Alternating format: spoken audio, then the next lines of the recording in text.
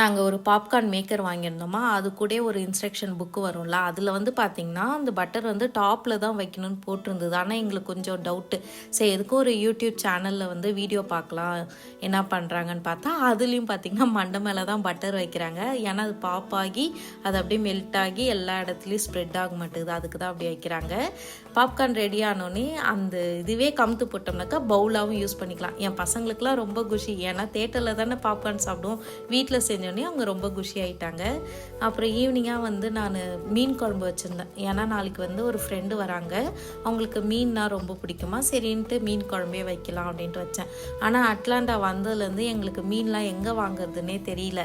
ஏதோ ஒரு இன்ஸ்டாவில் வந்து அட்லாண்டாவில் இருக்கவங்க தான் போட்டிருக்காங்க வீடியோ, அவங்கக்கிட்ட நான் கேட்டேன். அவங்க ரிப்ளை பண்ணுறதுக்குள்ளே நாங்கள் ஏதோ ஒரு கடையில் போய் மீன் வாங்கிட்டு வந்து மீன் குழம்பு வச்சாச்சு.